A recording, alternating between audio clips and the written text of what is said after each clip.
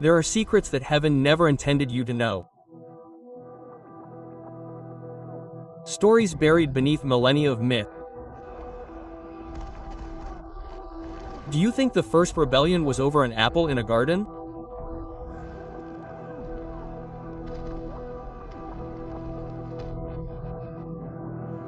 You are mistaken and believe that death is the end for all men.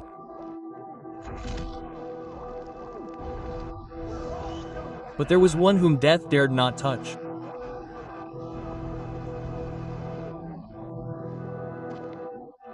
He was no king, no god, a simple scribe, the only man who saw the truth and lived to tell the tale.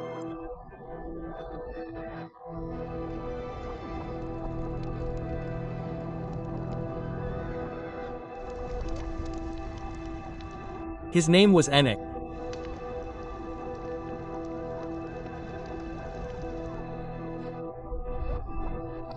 In a time when humanity was young and heaven still walked among us, the hundreds of its most powerful guardians broke their oath. Not out of pride, but out of desire. They saw the daughters of men and slew them. And in their fall they unleashed hell on earth. They forged weapons so that men would kill one another. They taught spells that twisted reality, and from their forbidden union were born the giants, the Nephilim.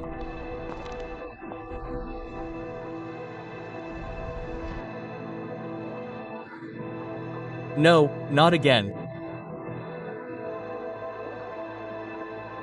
He saw it all. The war in heaven, the corruption of the earth, the coming judgment to purify all with water and fire. This is not the story they told you. This is the truth, the story of how creation was almost annihilated and of the man who stood in its way.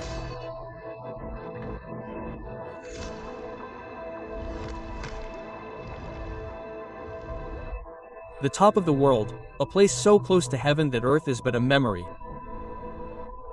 There 200 beings of pure light kept their eternal vigil. But eternity can be a cage and perfection a torture.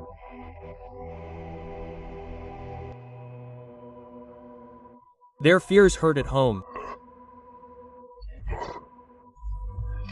Their pain, their joy smells of life and we smell of nothing. We are statues of light. Life can be taken, brother, it can be claimed. See? Those creatures are empty vessels. We can fill them with our power, with our blood. Enough.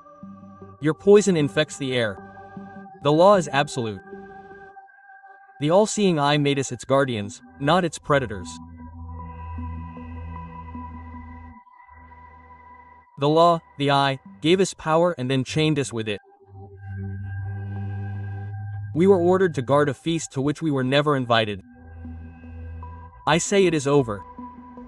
No more watching. No more waiting. Down there lies the only truth. Flesh, blood, passion, all that has been forbidden to us.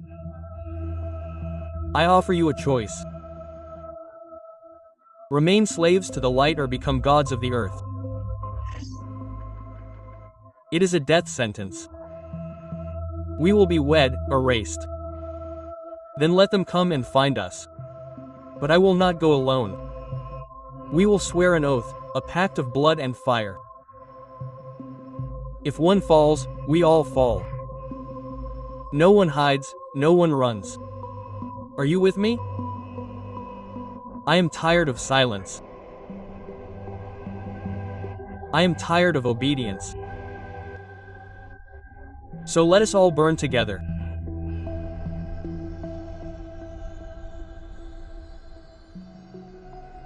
And so it was done. 200 oaths, 200 death sentences. The pact that would seal the fate of two worlds was signed with the promise of rebellion. Heaven did not yet know it, but the war had already begun.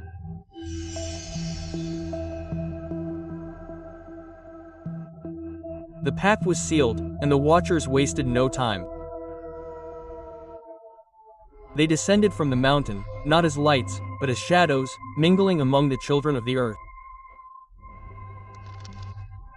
And with them they brought gifts, gifts that would change humanity forever. The first was Acassel, the warlord. He offered not peace, but a solution, a final answer to all disputes.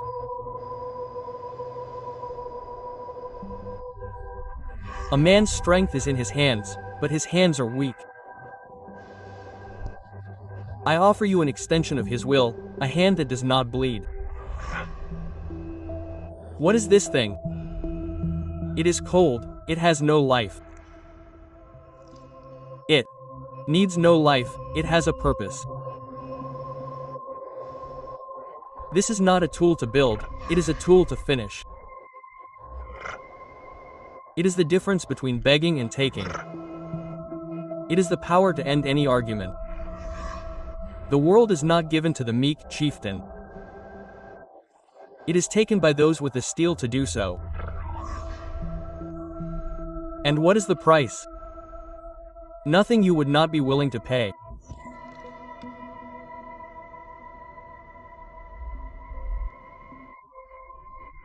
Then came the gift of appearance, a power more subtle, but no less loyal.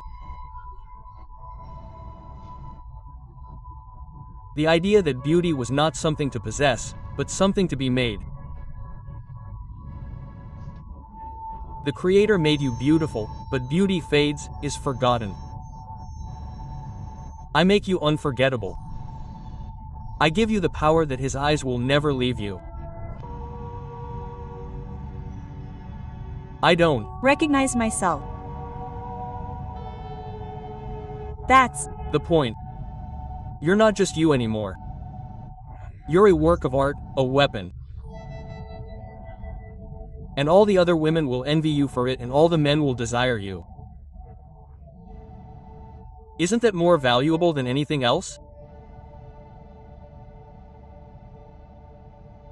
But the most dangerous gift came from the most reluctant. Coquel, the strategist who had started from danger, now dispensed the most potent poison.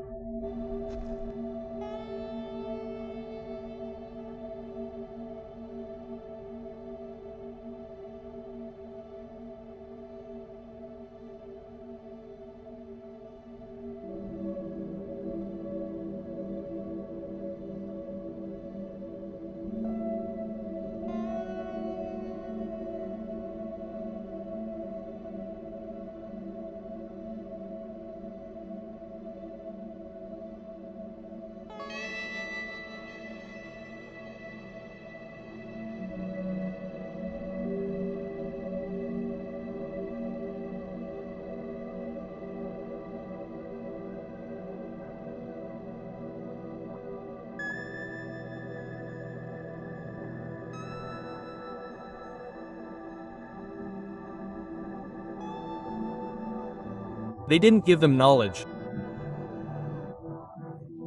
They gave them weapons, they gave them vanity, they gave them the illusion of control. Each gift was a new chain, a new way for humanity to enslave itself. Soon, the first gold bar was worth more than a life. The first lie destroyed a family. The first drop of wine spilled in anger rather than celebration. And while men learned to kill, to lie, and to desire what belonged to others, the vigilantes took what they had truly come for.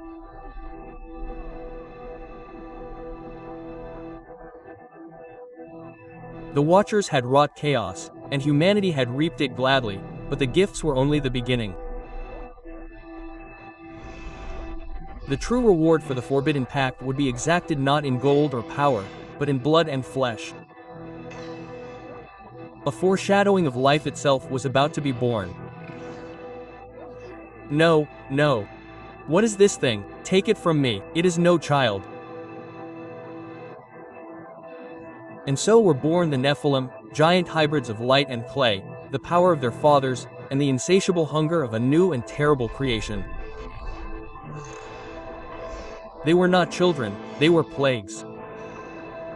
They grew at an unnatural pace, devouring everything in their path. Their hunger was not of this world. It was a cosmic void that nothing could fill. Mother, I hunger. I have given away the entire flock. There is nothing left, please. There is always something left. Soon the flocks were not enough. The barns were empty. And when the food of men ran out, the true horror began. The sons turned on their fathers.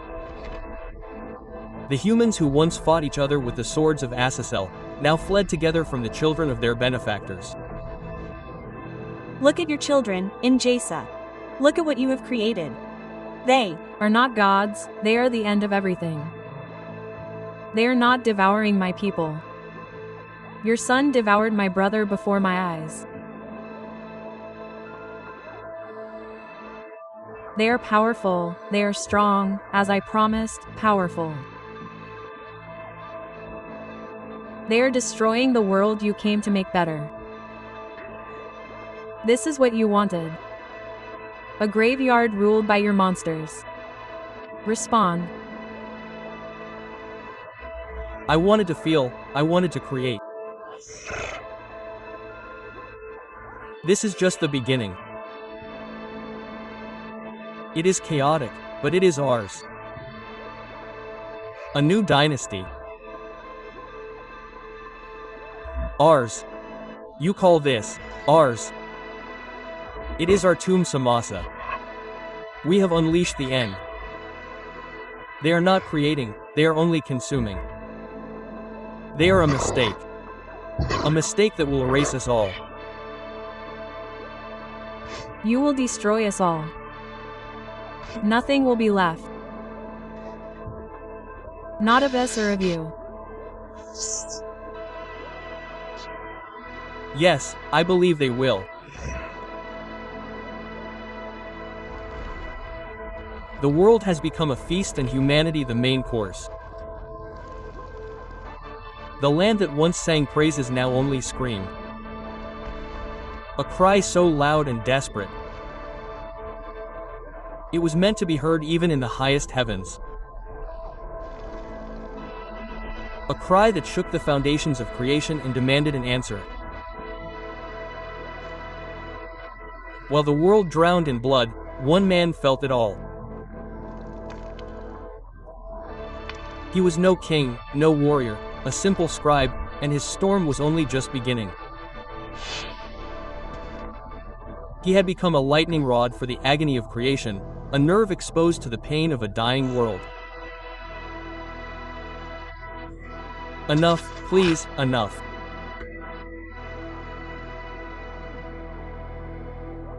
But he would not stop. Every life that was snuffed out, every scream of terror echoed in his mind as if it were his own. And what is this trembling? What is happening? The water in the well has turned red.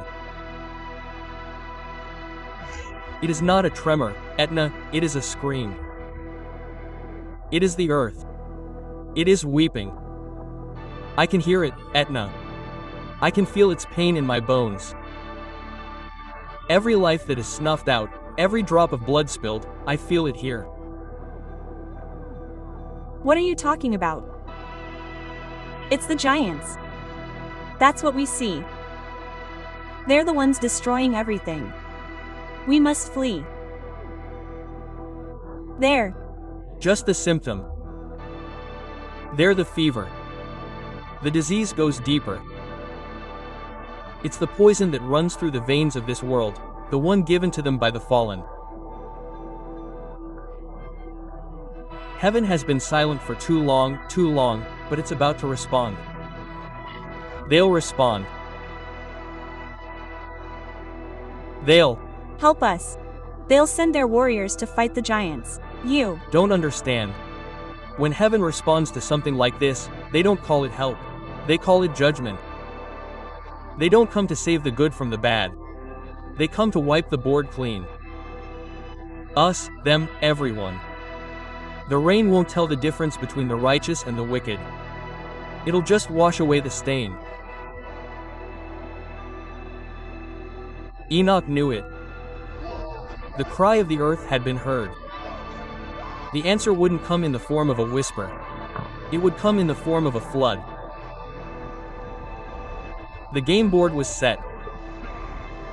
The pieces were covered in blood. The final judgment was about to begin. The cry of the earth was not ignored. In heaven, where time is measured not in days but in the patience of its creator, the silence was finally broken. The scales of justice, unmoved for eons, tipped with a weight of blood and tears. Creation itself, wounded and bleeding, demanded a response. But divine judgment does not descend as an anonymous bolt of lightning. It needs a voice, it needs a herald. And for this task they did not choose a warrior from heaven, nor a king on earth. They chose the one man who felt the pain of both worlds, the only one who could stand in the crack between them. Enoch, son of Jared, stand up. Who are they? What do they want from me? We are the answer to the cry of the earth. The Lord of Spirits has seen the corruption, he has seen the blood spilled, he has measured the imbalance, and he has pronounced his sentence.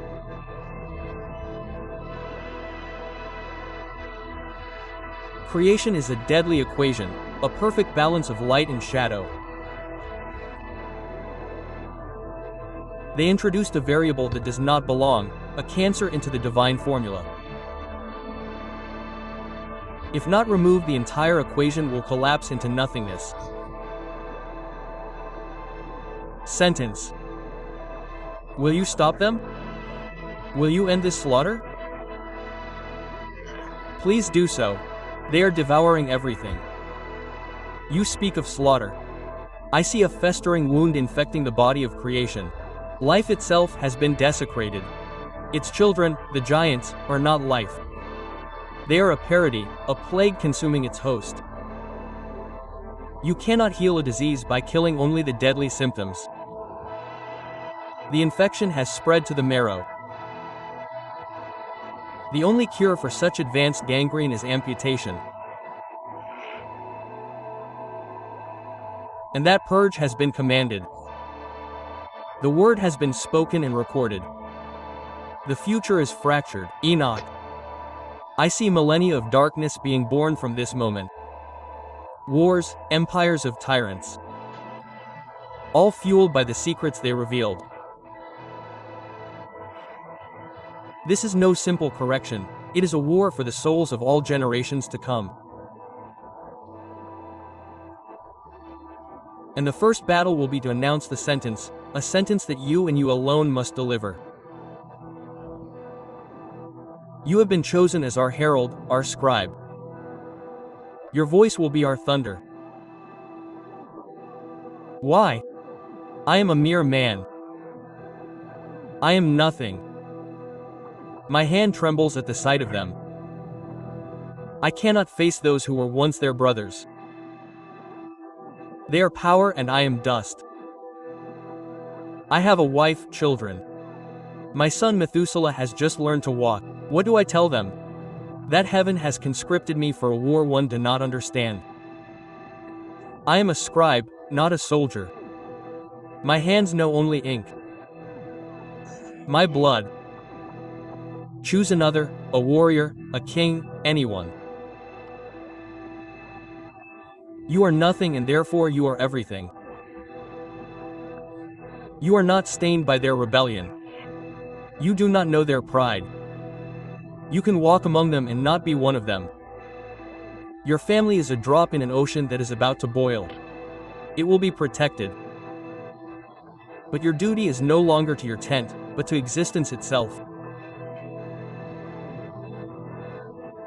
You will arise, go to the fallen, to those who chose flesh over glory, and tell them of their end, not in your strength, but in ours. The power that speaks to you now is the same that loosed the stars and can quench them. We are not asking your permission, Enoch.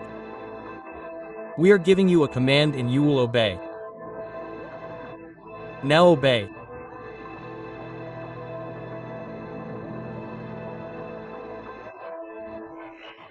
Fear has a smell, and the immortals who had never known it were now choking on it.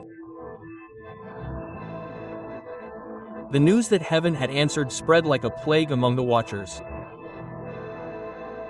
And now their arrogance, as vast as the sky they had teemed with, turned to open panic.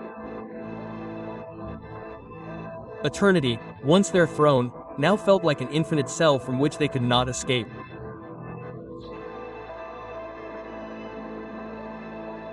Enoch the scribe. Speak to us. What have you seen? What have you heard? The heavens have been silent to us since we descended. I have heard the weeping of the earth, and I have seen the wrath of heaven. Wrath or justice? Is there forgiveness for us? Is there a way back? Tell us there is a way. Do not beg him. You have forgotten who we are. We are the ones who dared. We will not grovel for a forgiveness that will not be given. Asahel, your pride brought us to this, so you better be silent. Do not listen to him, Enoch. He does not speak for us. You cannot speak to heaven. Your voices are no longer heard. You have become deaf to grace. But I can.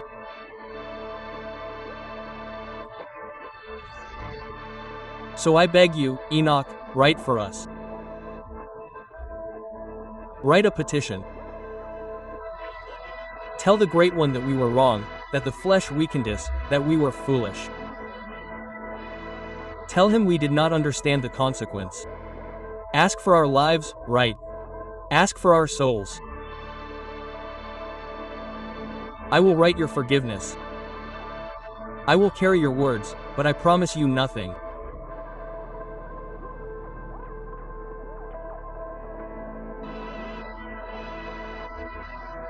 And so the one who was chosen to be the herald of judgment became for a moment the only fragile hope of the damned.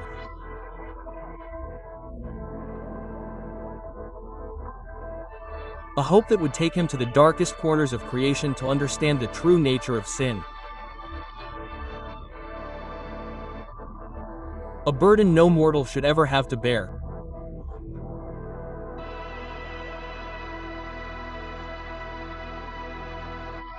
To carry the fallen's petition, Enoch must first understand the magnitude of his crime.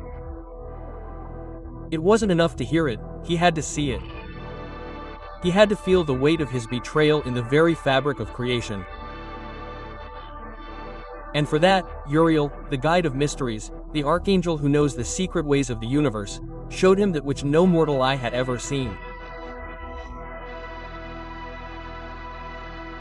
What have you done to me? I have removed the veil of flesh so that you might see the truth. You asked to carry his message. Now you will understand the weight of his words. To understand the judgment, you must first understand the law they broke. Hold fast to your mortal sanity. Few have made this journey and returned unscathed.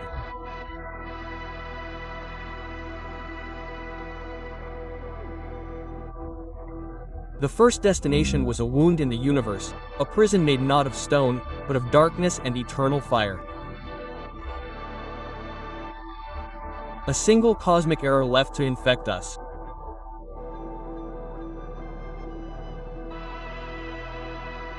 What is this place? What are those stars?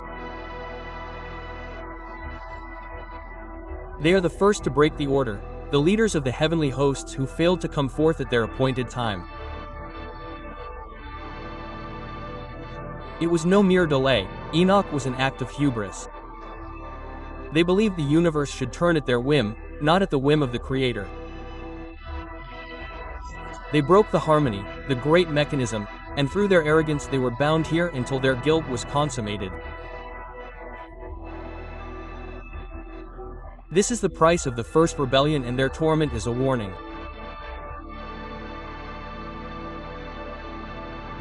A warning to whom? To those for whom you now pled. What you see here is an ordered confinement. What they have left unbound on earth is a cancerous chaos. Their crime is 1,000 times worse. The righteous are waiting here. They wait for the promise. The day when justice will be complete and they will receive their reward.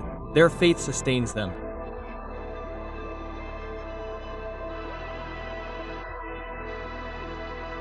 And these, the sinners who were not judged while alive, those who lived only for themselves, ignoring the law and the pain of others. Their punishment is eternal solitude, faced only with the truth of who they were. What is this sound? It is the sound of injustice. These are the souls of those who were murdered, betrayed, destroyed without cause. Those whose blood was shed and cries out from the earth. Now listen carefully, Enoch. How long, Lord? How long will my blood cry out unanswered? My brother walked the earth and his descendants filled the world. While I lie here in stolen life.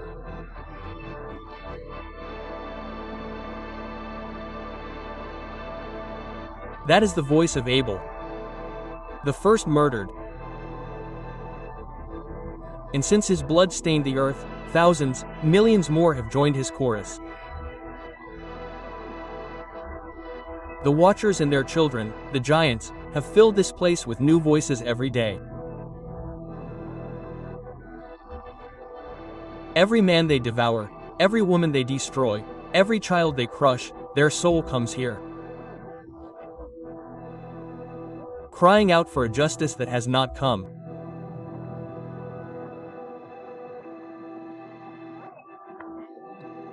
The plea, they ask for mercy as these souls cry out for justice. Now you understand. Every soul has its appointed place, every action its consequence. They abandoned their place in heaven and by that choice created a new place of torment for themselves, a fate that even you have not yet seen, and filled this realm with victims.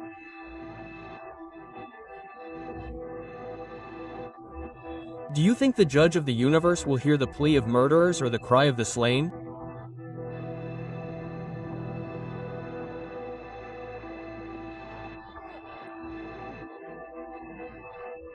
Finally, Enoch was taken to the place where the laws are written, to the heart of power, to the throne of glory, a place that is no place, a time outside of time.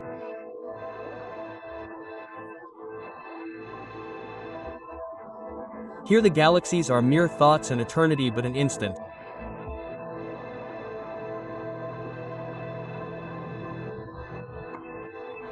Try to understand it, mortal, but bear witness.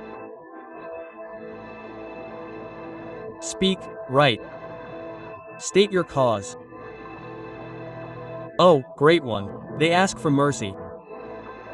Those who abandoned their eternal glory for the fleeting passion of the flesh. Those who taught my children to kill each other with metals that I tore for them from the earth.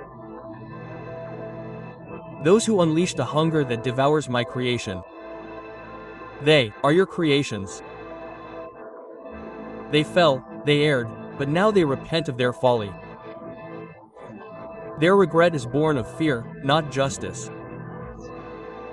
They mourn their punishment, not their crime. They call their calculated betrayal madness. They call their arrogance weakness. I saw their oath on the mountain. I heard their declarations of rebellion.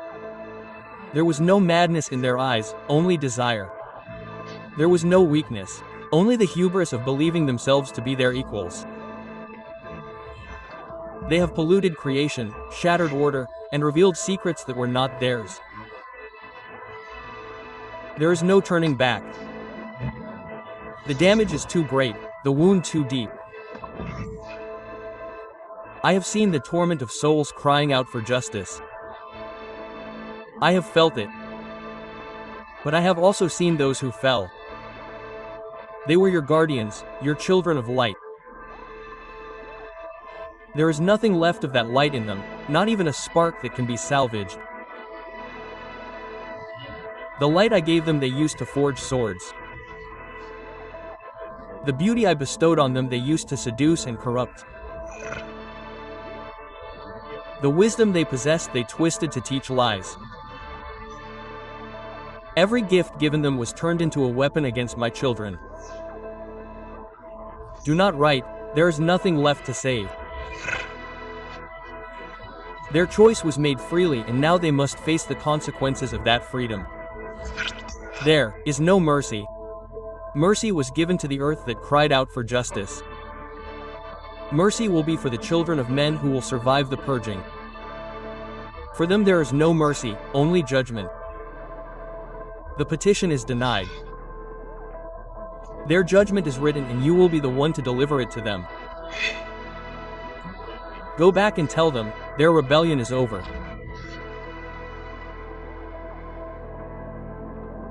You have heard it. The word has been spoken, and once spoken not even an archangel can alter it. It is the law, it is the end.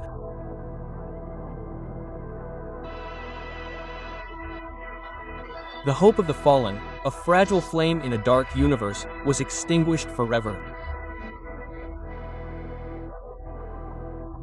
And Enoch the scribe now bore not a petition but a sentence. The weight of that verdict would be his final burden. Armed with the final verdict, Enoch returned to earth. His journey through the realms had changed him. He was no longer the fearful scribe who trembled at the visions. He was now the embodiment of heaven's justice. His spirit had been forged in the fires of cosmic truth and he returned to deliver the sentence.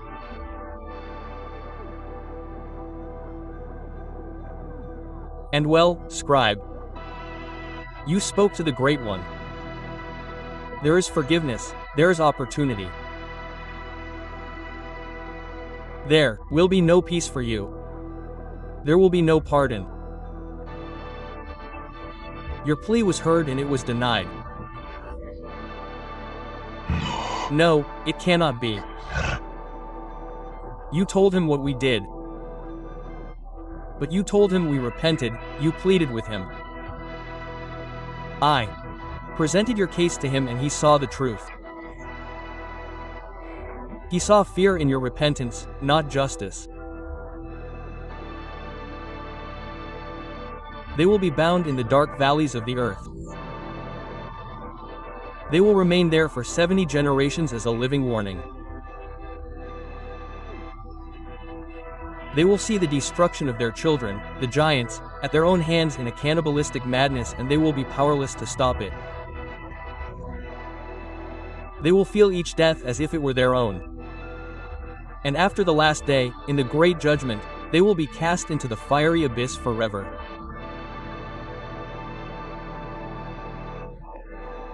Fire, chains, empty threats to scare a child. I am a cell. I gave man steel. I taught him to conquer, to be like us. The Great One should thank me for perfecting his creation. You did not teach them to create, you taught them to destroy. You gave them a sword and they stabbed each other. You gave them ornaments and they were filled with vanity and jealousy. You did not elevate them, you sunk them. I gave them free will, the same freedom that we take. Or is freedom only for those who blindly obey? Who do you think you are to judge us, mortal? A sack of flesh and blood that will turn to dust. We are eternal. No, I am only the messenger. You do not understand your sentence. It is not just fire, it is oblivion.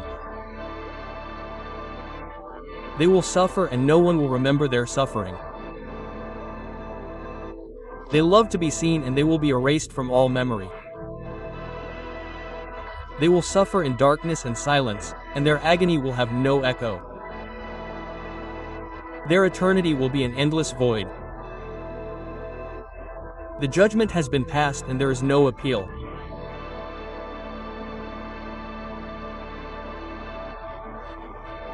And on the mountaintop where the rebellion began, the last hope of the fallen died. The word had been delivered. The war for heaven was over. But the war for earth was just beginning.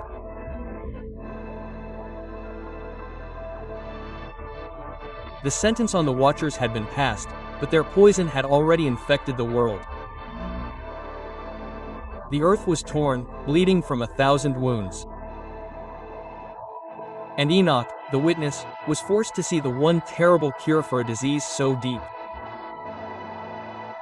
A cure that would make no distinction between the sinner and the ground he walked on.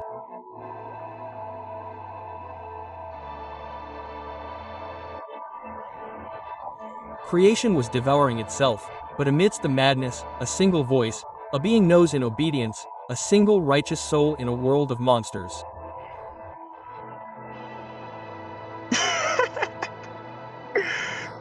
The old fool built a windowless house on dry land. The sun has cooked his brain. He speaks to a God no one has seen. Your God has abandoned you, Noah. He is too busy watching the giants make us his slaves. Perhaps the giant will eat your God and then he will come for you, you old fool. I hear you. I hear you every day, every night. Your voice is a fire in my bones. But they are not blind and deaf to your word. How much longer? How long must I build this monument to a destruction that only I seem to see? My faith weakens, my hands bleed. Give me a sign. Behold, I am going to bring a flood of water upon the earth to destroy all flesh. Everything that breathes under heaven will die. Corruption will be washed away. Blood will be purified with water. The echo of their wickedness will be silenced forever.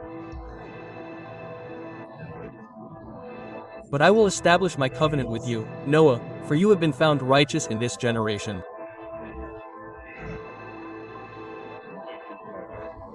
You and your household will enter the ark that you are building, and with you the seed of all life that I have created.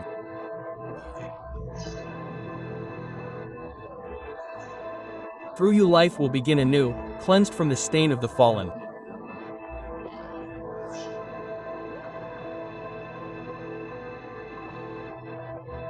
The first purging, a cleansing by water to wash away the blood that had stained creation. But Enoch saw that even the flood would not be the end. It was only the beginning of a much longer story, a war for the soul of the world that would be fought over and over again. For while water could cleanse the earth, it could not cleanse the heart of man.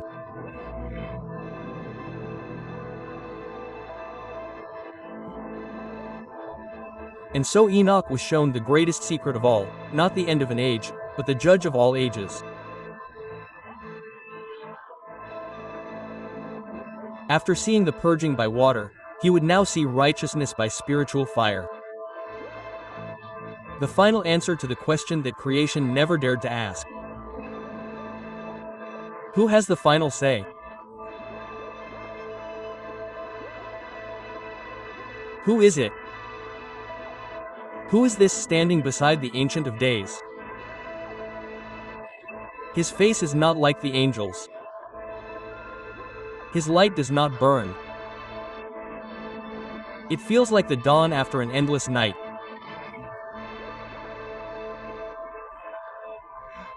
That is the Son of Man, the one in whom righteousness dwells, the one who was, and who is to come. His name was spoken before the sun and the stars were created.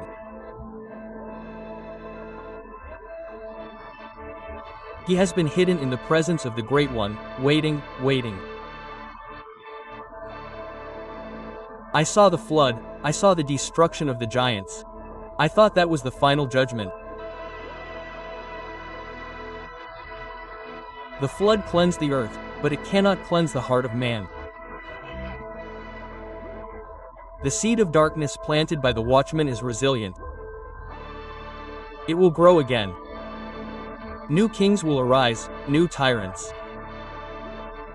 New empires will be built on lies and oppression. Blood will cry out again from the earth. The water was not the end, it was just a reset. He is the end. I don't understand. Is he a king? He is a warrior like Michael. He is all of these things and none of them. He will not wield a sword of metal, for his word is sharper. He will not rule from an earthly throne, for his kingdom is of this corrupt world. He is the scales in which all souls will be weighed. He is the fire that does not consume, but reveals the true nature of all things. The darkest secrets of the hearts of kings will be exposed before his light. The justice that the victims have yearned for eons will be satisfied in a single instant by his verdict. He will raise kings from their thrones and break the teeth of sinners. He is the light of the nations and the hope of those who suffer. When all seems lost, when darkness seems to have won, he will be the final word. He is the end of injustice.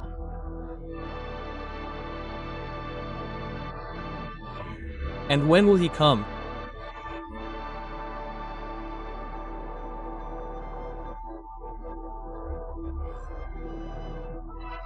When the cup of the world's iniquity has been filled to the brim for the last time, when the last prayer of the righteous has ascended to heaven, he comes to continue the story, Enoch.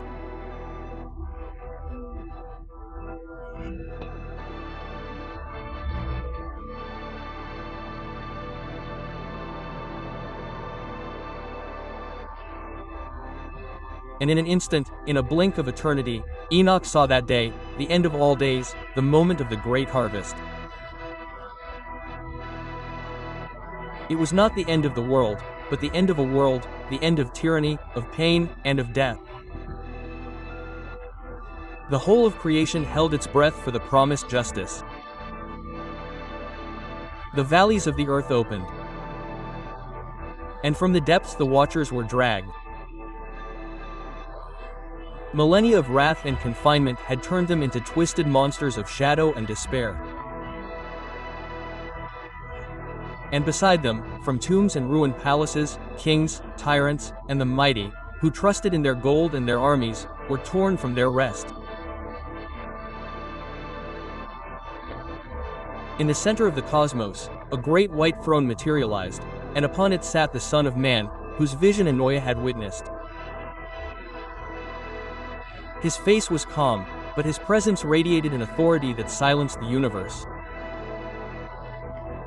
Heavenly books, whose pages seemed made of starlight, opened before him. There was no long trial, no arguments. Every action, every thought, every secret of the heart was already written. The scales had already been weighed.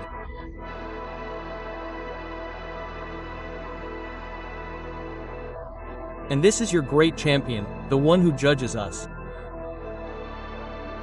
I gave man fire to forge his destiny. I gave him the power to be more than clay. And for this you condemn me. Your creation was weak. I made it strong. You should thank me. The Son of Man did not respond, he simply stared. And in that gaze Asahel saw all the blood spilled by his swords, all the lives destroyed by the war he had taught. His defiance turned to a gasp of horror as he realized the true scale of his crime. I was a king, a god among men. I built empires. My name is engraved in stone. By what right do you judge me? I was answerable only to myself.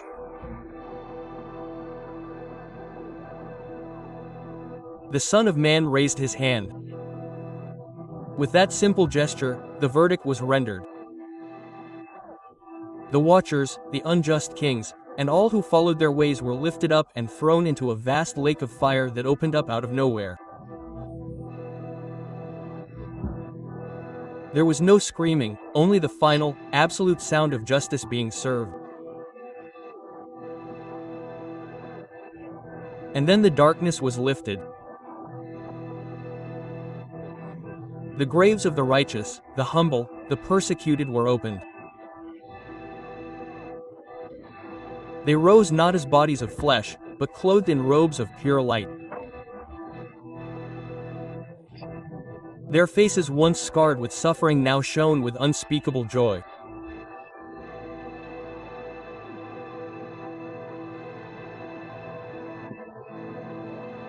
Abel, my blood cries out no more. Enoch, it is answered at last. Rest now, brother. Did you see it, Enoch? You saw the promise to the end. I see you, and that is all that matters.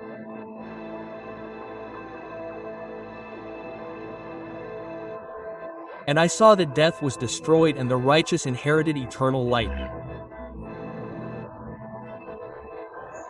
And the Son of Man walked among them, and there was no more mourning or pain, because the former things, the things of the shadow, had passed away.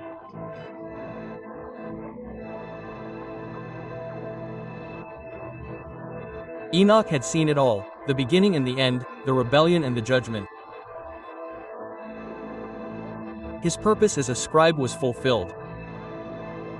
He was no longer of the earth. His journey was over.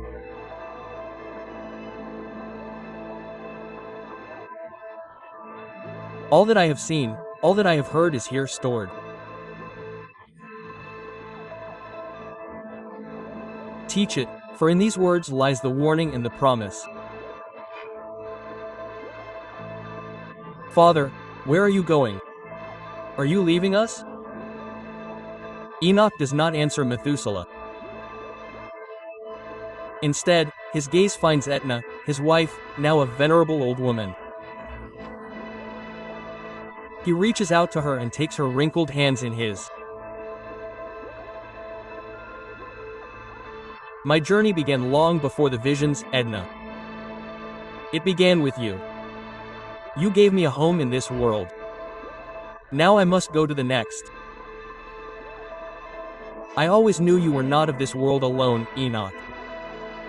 Go in peace. Enoch leans in and kisses his forehead. It is a silent goodbye, filled with the weight of a life shared. A bright light descends from the sky. Not the violent, searing light of the archangels, but a warm, golden, welcoming light. A spirit chariot that seems made of fire and swirling wind. It appears suspended above the ground. It makes no sound. Enoch. Weep not for me. Rejoice, for I have shown you the way. Live in righteousness. Love mercy. And wait for the light.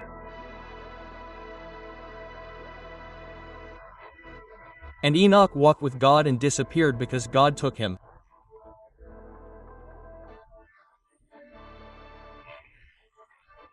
He left a legacy, a roadmap through the darkness, a testimony that even after the longest night, the dawn is guaranteed.